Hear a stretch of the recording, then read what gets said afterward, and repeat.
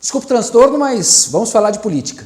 Na volta aqui, né? Obrigado aí pela audiência. Foram cerca de 200 visualizações em 2 dias. Aí você vai dizer assim, mas só isso? Meu amigo, cheguei agora. Calma, tô chegando devagarinho, no sapatinho.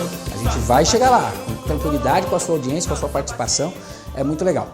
Mas hoje eu quero falar a respeito de um assunto bem interessante. Primeiro, a respeito de um dilema que move o mundo e que até hoje não tem uma resposta. Quem nasceu primeiro? O ovo ou a galinha? Na parte da política tem algo parecido, tem um dilema parecido. Quem surgiu primeiro? O político sem noção ou o eleitor sem noção? Vou explicar para você.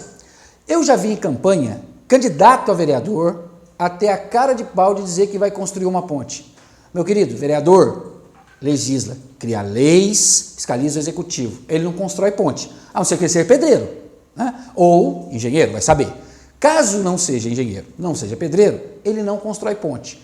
Então não adianta prometer isso para a população. Está mentindo, está tentando enganar o eleitor, está tentando enganar o povo. Agora, a gente também tem eleitor sem noção. Você acredita? A gente já viu candidato recebendo do eleitor pedido para ganhar um carro. Não, recebeu isso pelo inbox nas redes sociais e ainda o eleitor falou o seguinte, pode ser um carro usado. Não, deixa eu entender.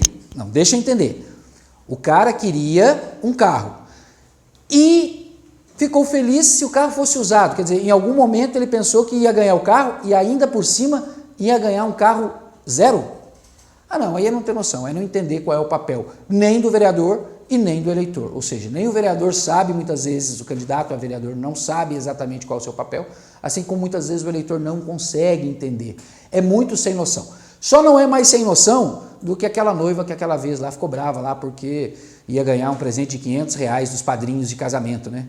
Minha amiga, na crise que está agora, presente de R$500, olha, erga as mãos para o céu e agradeça, tá?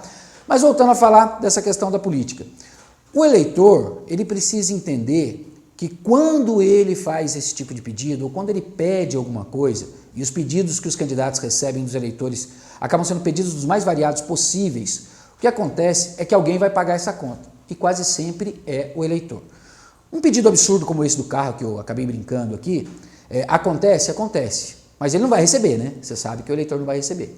Mas tem aquele pedido mais próximo, que é o pagamento da conta de luz, a compra de um remédio. A gente sabe que a gente vive num momento de crise, que as pessoas estão desempregadas, que não tem dinheiro, mas esse tipo de pedido, ele vai ter um preço. E não vai ser o preço que o candidato a vereador vai pagar naquela hora, não. Vai ser o preço que ele vai pagar depois de eleito.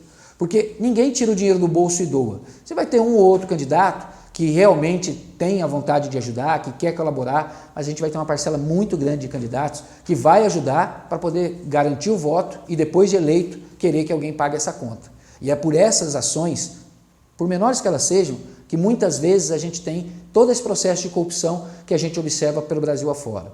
Então, a gente muitas vezes fica abismado com situações como a da Lava Jato, esses grandes roubos, mas esses grandes roubos são só a ponta do iceberg. A situação é muito maior, a coisa é muito mais complexa, é muito mais ampla. E começa nessa troquinha de favores, nessa troca de voto. Então, o candidato tem uma responsabilidade muito grande de explicar para o eleitor que não é esse o papel dele, que o papel enquanto vereador, e isso que é o complicado, porque o que ocorre? O vereador, o candidato, ele quer garantir a eleição a todo custo. Então ele sai prometendo coisas que ele não tem responsabilidade, que ele não vai ter condições de cumprir, porque ele quer garantir o voto. E o eleitor, ele precisa muitas vezes resolver o seu problema pessoal e aí ele se propõe a fazer essa troca de voto.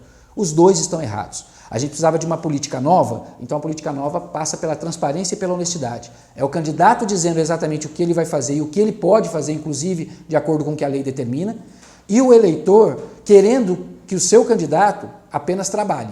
Faça o que prometeu, faça o que a lei permite que ele faça pelo trabalho, e não essa troca. Porque toda vez que a gente tem essa troca, alguém sai perdendo. E o que a gente observa em função de tudo isso que a gente tem visto em termos de corrupção, quem perde é a sociedade de uma maneira geral. Então fica a dica, sejamos honestos. Candidatos, sejamos honestos também, eleitores, tá bom? Obrigado, espero que você tenha gostado e até o próximo vídeo. Era isso? Lembra de mim. Voltei, peraí, não esquece de se inscrever no canal. Se inscreva no canal, já tem 18 inscritos. Se inscreva também e venha com a gente, tá bom? Valeu, agora eu fui.